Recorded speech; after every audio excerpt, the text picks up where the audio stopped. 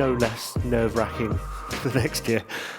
Okay, so we get into our roles and we progress in our careers by sampling a little bit of everything and by being adaptable and by being capable of understanding and doing many things. And the challenge that I've found is maintaining focus and prioritizing correctly against all the things that you could be doing. We're individual contributors, right?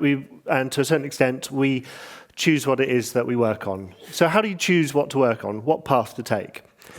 If you'd have asked me that question a year ago or so, I would have said, do the most important thing, because I figured it would be a fairly easy judgment call between like the impact that I could have and the needs of others. But if you fast forward to today, I'll give you a slightly different answer, one that's more nuanced and one that says more along the lines of do your part or do your role, or at least do your role first. And I want to talk a bit about why my attitude has changed there and why I think that focusing on the most important thing is a trap. So let's go back a year or so ago, and I'm working as a staff engineer on a project. We're gearing up for the first big go-live launch of a new platform. We've got our target launch date all set and locked in, and we're going full on towards that goal. And while we're working away on that, on the outside, we've got the big post-COVID crunch and exciting new things like generative AI cropping up and generating my slides. And on the inside, we have a company reorganization that's happening. And as a result of all of these things, people leave. And that's some of my leadership peers go, that's the people above, it's also the engineers, and of course, these are all awesome people with loads of contexts who are really hard to replace. But we've still got the deadline, right? It's still there, looming. And although we've got new people coming in, stepping up into these roles, they still need to get up to speed. And there's so much to do.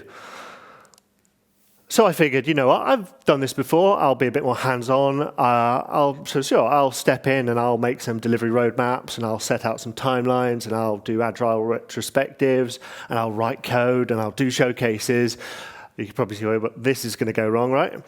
You can spin that so it sounds either really great or really bad without changing any facts. What I know for sure is that kept me super busy. And I figured along this route, I was helping, I was being busy, I was prioritizing. And if we fast forward 3 months, it's all gone wrong. Exaggerating a little bit for dramatic effect, but we scraped in with the deadline, just a week overdue. But the whole process, the run-up to that, was not comfortable. And we were in this awful position afterwards where we had a load of minor incidents off the back of the release. Our first release worked, it did what we needed it to, but then every change that we made, every iteration to try and change that product afterwards, caused something else to break. And they broke because the quality and the robustness of the code was not there, the testing wasn't there to avoid defects escaping into the wild and becoming a bigger problem. Now, my role is to ensure that this stuff isn't a problem, and I've totally failed at that.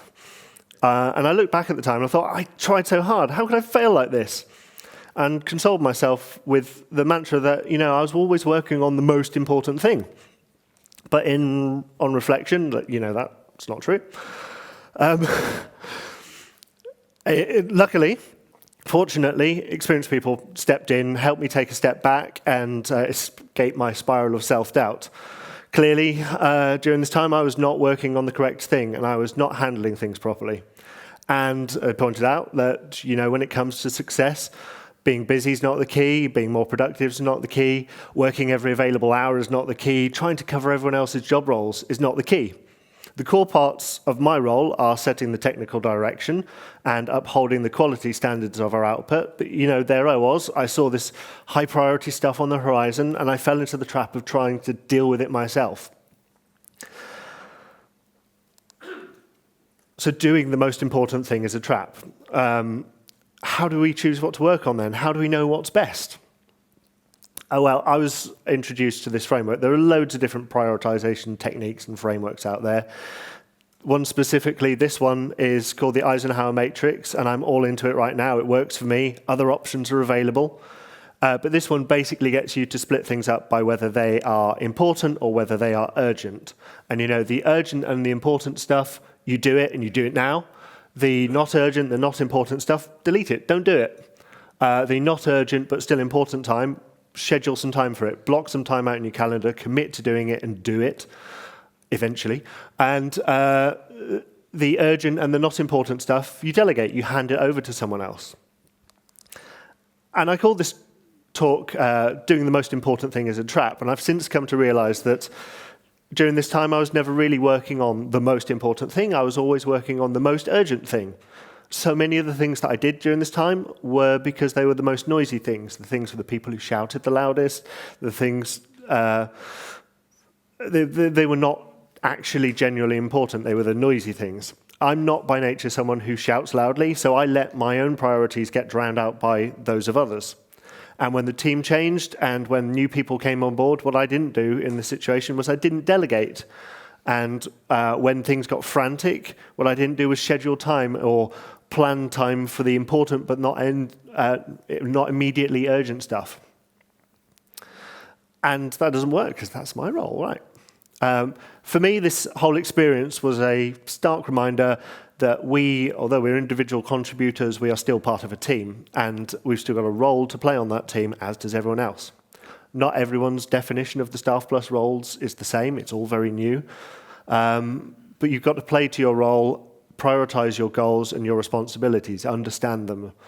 So how do you choose what to work on? Do what you're actually hired to do, and play to the strengths that got you here, got you into this role. It doesn't mean don't do anything outside of your role. I'm not saying never do anything outside your role. But the core parts of my role are setting the technical direction, upholding the quality standards. I saw the high priority stuff on the horizon. I fell into the trap of trying to deal with it myself. I didn't relinquish control to others, and I didn't let my new leadership peers step up into their roles. I tried to help out everywhere to get the project over the line, and in the process, I lost my way. I effectively abandoned my core tenants. I let them be compromised for the sake of the short-term delivery. But my role isn't the short-term, it's the long-term.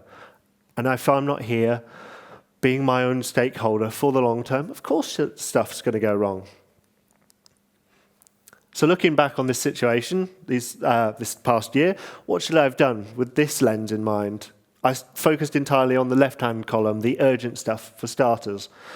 I stopped scheduling time and giving myself the mental space to think about the longer-term horizons. I stopped thinking long-term. Perhaps more critically, though, I didn't delegate. The whole not important row at the bottom, that doesn't literally mean it's not important, but what it does mean is that it's not important for someone with your role, someone with your skill set. It doesn't align with what your core role is. And if I'd have delegated things, I'd have had so much more capacity to work on that important stuff. So the challenges with prioritization and everything else is never going to go away. There'll always be the demands on you, the asks on you, and your own temptation to help out everywhere. The first step to defeating that trap is to know that it's there. You've got to know the pitfalls, know the impact that it could have to not do your stuff. And for me, the way out of this is to say no a lot more. Sometimes it's just literally to people who ask things of you. Most of the times, though, it's to myself. It's not being unhelpful. Saying no to yourself is as simple as acknowledging that, yes, there's a problem here, but no, I should not be the one to fix it. No, it's someone else's role to fix.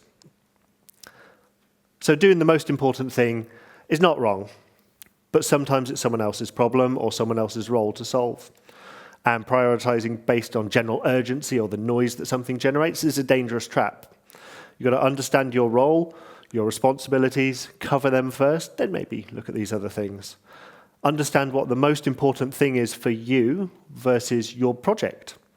And frameworks and tools like the Isen Matrix, like loads of other things you can Google and find out, they can help you teach. They can help by teaching you when to say no to things and pick the right things. And that's it. It's my pearl of wisdom.